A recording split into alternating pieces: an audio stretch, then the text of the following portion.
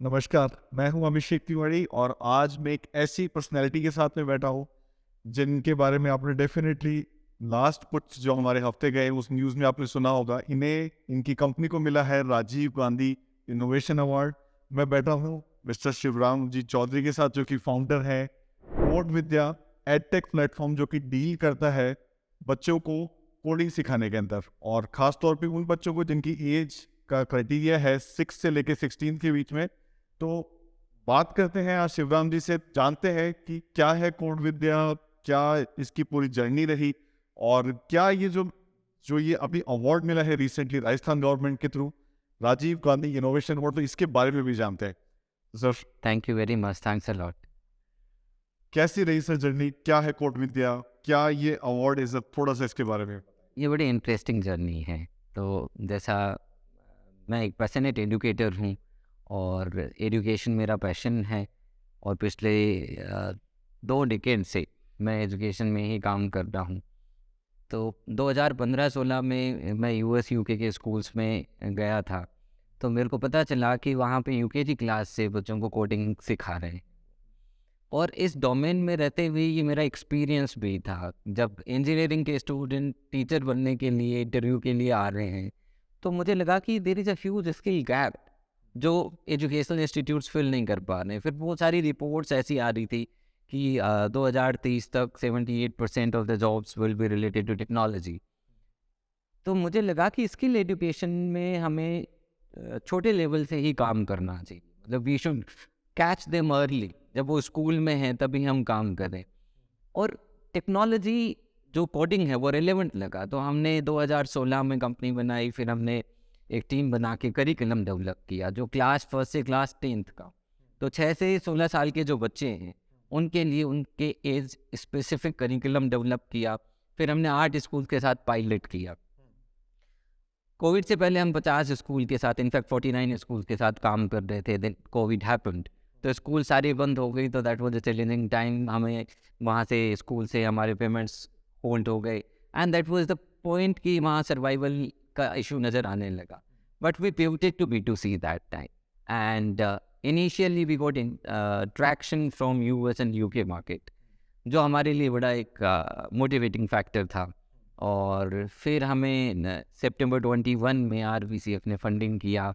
Angel investor था एक Singapore से, उन्होंने हमें इन्वेस्ट किया। डीफैन एक एंजल नेटवर्क है। तो फिर फंडिंग आई तो थोड़ा सा वैलिडेशन हुआ और बिजनेस भी बढ़ रहा था। कोविड जब ख़त्म हुआ तो B2B ने कॉम्प्लीमेंट करना शुरू किया। तो B2C B2B का एक अच्छा प्रोडक्ट बन गया जो एक दूसरे को कॉम्प्लीमेंट कर रहा है। और मैं अपने पैशन को भी फिर जी पा रहा हूँ और वो उसके कुछ रिजल्ट्स भी हैं। जैसे अभी हम थोड़ी देर पहले जब बात कर रहे थे कि कोडिंग की जो एंड जर्नी है वो कैसी दिखती है। तो मैंने एक चीज़ देखी कि बच्चे जब कोडिंग सीखते हैं तो उनकी क्रिटिकल थिंकिंग डेवलप होती है, क्रिएटिविटी डेवलप होती है, कम्युनिकेशन स्किल्स भी डेवलप होती हैं। जब वो कुछ बनाते हैं उसको प्रेजेंट करते हैं तो एक कॉमन फिनोमेना, अभी we are working with around 65,000 students across 200 schools in India. तो उन बच्चों के साथ बात करने से एक चीज़ समझ में आई कि वो अवेयर होते हैं और विसिनिटी में जो प्रॉब्लम्स हैं जो टेक्नोलॉजी के साथ सॉल्व की जा सकती हैं उनको उठाना शुरू कर देते हैं और उन पे जब वो काम करते हैं तो उनको वो किक मिलता है। तो ये एक जर्नी काफ़ी अच्छी रही। आप में से ज़्यादातर लोग जानते भी होंगे कि शिवराम सर ना कि सिर्फ कोड विद्या चला रहे हैं, यूरो इंटरनेशनल जो सीकर का बहुत ही प्रोमिनेंट स्कूल है, one of the best schools है, वो भी उसकी डायरेक्टर भी है। तो आई एम श्योर सर कि आप लोग मतलब आप जो है इस पोजीशन पे है कि जहाँ पे आप बेटर समझ सकते हैं कि स्टूडेंट की नीड क्या है, किस तरह के जो जो स्टूडेंट्स हैं, किस तरह के लोगों के रिक्वायरमेंट है मार्केट में, कैसे उनको एम्प्लॉयबल बना सकता है। तो I am sure it's a very right fit. तो सर अगर हम बात करें कि कोड विद्या अगर आज मैं एक स्टूडेंट हूँ तो मैं कैसे एनरोल कर सकता हूँ? अगर मैं, हो सकता है मेरी स्कूल कोड विद्या से एसोसिएटेड ना हो या हो सकता है हो, तो दोनों केसेस में किस तरीके से मैं पार्ट बन सकता हूँ कोड विद्या का? तो कोड विदा के 2 बिजनेस पोर्टल हैं। एक B2B है जहाँ पे हम स्कूल्स के साथ काम कर रहे हैं। तो स्कूल में हम उनको बुक्स दे रहे हैं, ई-बुक्स दे रहे हैं, LMS दे रहे हैं, टेक्नोलॉजी प्लेटफॉर्म दे रहे हैं और टीचर्स की ट्रेनिंग दे रहे हैं कि how that curriculum can be implemented in the school. तो अगर स्कूल ऑन बोर्ड है तो इट्स वेल एंड गुड, तो फिर वो आपकी बाकी सब्जेक्ट्स की तरह आप सीख सकते हैं। अगर स्कूल में नहीं है तो B2C जो है, डायरेक्ट कस्टमर को कैटर करता है, when we have a team of 100+ trainers जो पैन इंडिया हैं हमारे, और वीक में 2 घंटे की क्लास हम डिलीवर करते हैं। तो आप वीक में अगर 2 घंटे कोडिंग सीख रहे हैं तो लगभग 108 घंटे की साल की आपकी पूरी क्लासेस होंगी। आप उसके साथ 2 दिन आपकी टीचर लेड लर्निंग हो गई, उसके बाद में आपने खुद में प्रैक्टिस कर ली। इस तरीके से आप इस जर्नी को शुरू कर सकते हैं।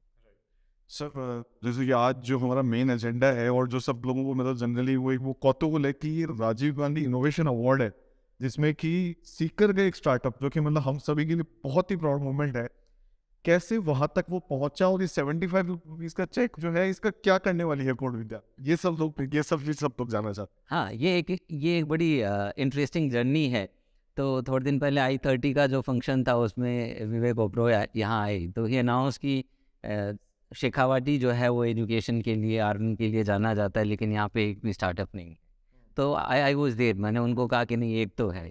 तो this is the only startup registered in Sikar. और फिर जैसे मैं एजुकेशन में हूँ और मैं पैशन को फॉलो करने की बात करता हूँ, तो ये एक जर्नी एग्जाम्पल सेट हो गया मेरे लिए। बड़ी खुशी की बात है, मतलब एक वैलिडेशन है, रिकग्निशन है, पैसा भी है। उससे बड़ी बात ये है कि मैं जो बात कर रहा हूँ मैं उसको जी के एक एग्जाम्पल सेट कर पा रहा हूँ। तो जो कमिंग जनरेशन्स हैं उनको एक रास्ता दिखता है कि यार ये कर सकता है तो हम भी कर सकते हैं। तो राजीव गांधी इनोवेशन अवार्ड जो है ये राजस्थान गवर्नमेंट का DUIT डिपार्टमेंट है और एक इंक्यूबेशन सेंटर है iStart, उसके थ्रू इन्होंने इसको स्क्रीनिंग किया। तो अपने राजस्थान में 4000 से ऊपर स्टार्टअप रजिस्टर्ड हैं और लगभग 2000 के करीब इनकी एप्लीकेशंस इनके पास आई। फिर इनके 6 स्तर पे इनकी स्क्रीनिंग हुई, एप्लीकेशंस की हुई। फिर हमारे एलिवेटर पिच जैसा कंसेप्ट था कि 5 मिनट में आपको पिच करना है। फिर iStart की अपनी कमेटी है, एक DUIT की स्क्रीनिंग कमेटी है, करते करते हम यहाँ तक आए और ये हमें इन्होंने ग्रांट के रूप में पैसा दिया। लेकिन सरकार हमसे इम्पैक्ट क्रिएट करने की एक्सपेक्टेशन कर दी है कि आप जो करते हो उसे कैसे इम्पैक्ट क्रिएट करोगे। तो कोड विद्या का जो प्रपोजल है वो ये है कि जो महात्मा गांधी स्कूल्स हैं, उन महात्मा गांधी स्कूल्स में कंप्यूटर लैब्स भी हैं, कंप्यूटर टीचर्स भी हैं, तो will join hand together with those people and will implement the curriculum in those. तो मतलब हम लोग ये एक्सपेक्ट कर सकते हैं कि गवर्नमेंट स्कूल्स में भी आने वाले जो समय में है इस तरह की सिमिलर फैसिलिटी वहाँ के बच्चे भी कोडिंग सीख सकें। तो इस फंड से हम 50 स्कूल के लगभग 15,000 बच्चों को कोडिंग से इंट्रोड्यूस करेंगे। That's really great. मतलब ये जिसको बोलते हैं लेवल ग्राउंड अगर बनाने की बात करते हैं कि ठीक है शिक्षा के स्तर पे कि जहाँ पे प्राइवेट स्कूल के बच्चे भी और गवर्नमेंट स्कूल के बच्चे भी एक लेवल ग्राउंड पे हो सके, तो that would be really really great thing. तो सर क्या नेक्स्ट, क्या व्हाट नेक्स्ट?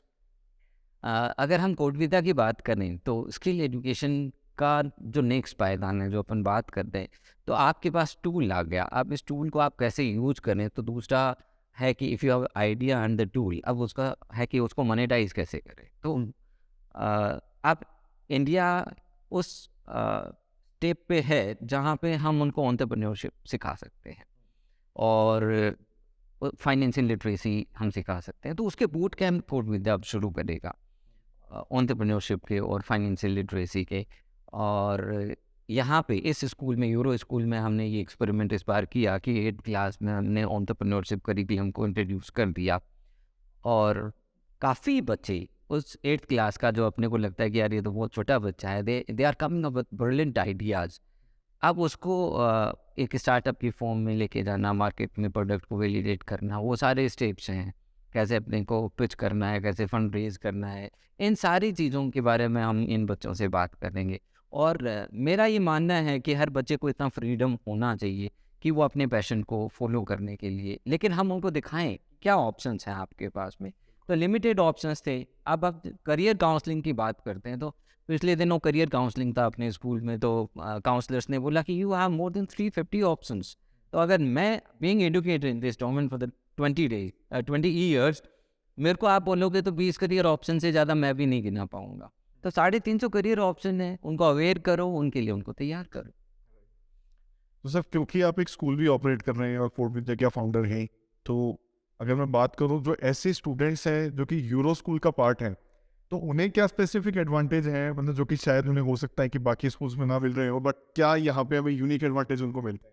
अगर अपन अपने स्कूल की बात करें तो जो एजुकेशन में मेरी जो जर्नी है, जो रिसर्च चल रहा है, उसके बेनिफिट जो हैं, जो जो वेल एस्टेब्लिश्ड नोशंस हैं एजुकेशंस के, मान लो कि यूएस का है, यूके का है, फिनलैंड का है, तो वो हम आके सबसे पहले यहाँ पे इम्प्लीमेंट करने की कोशिश करते हैं। I am very happy to share this thing कि ये इंडिया की पहली स्कूल है जिसने 2017 में कोडिंग करिकुलम इंट्रोड्यूस कर दिया इन ए structured manner.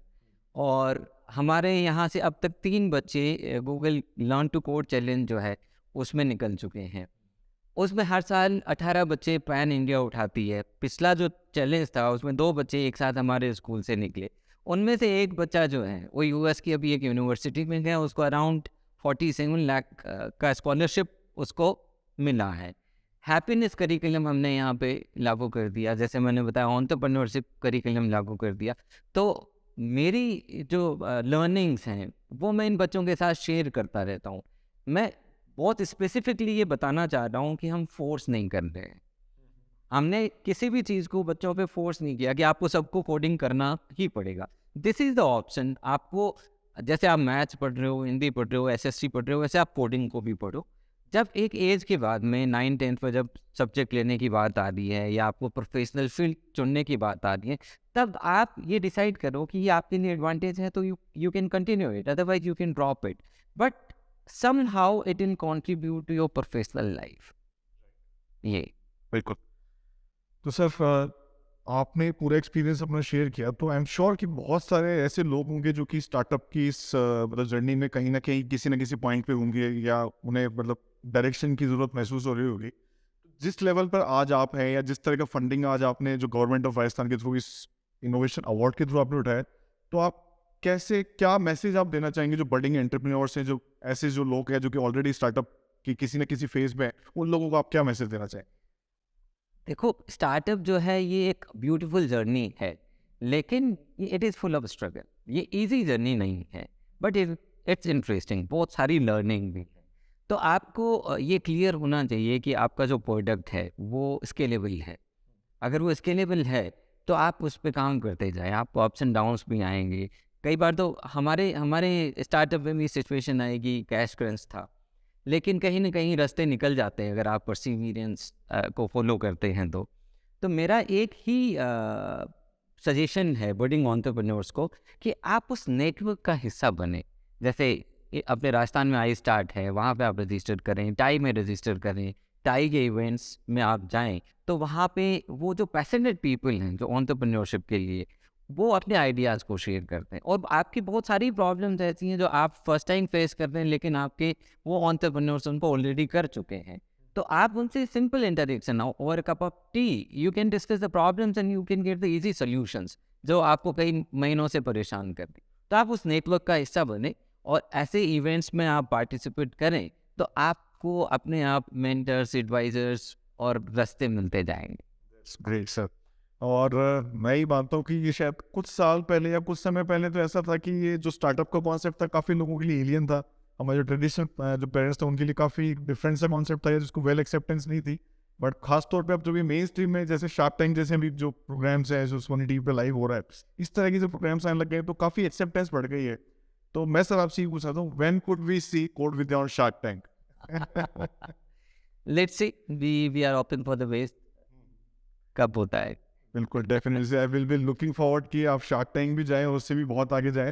And we are watching for your journey कि जो कोड विद्या है जो मतलब सीकर का नाम नेशनल इंटरनेशनल लेवल पे और भी आगे लेके जाए। Thank you so much for your time sir. Thank you. Thank you. Thank you.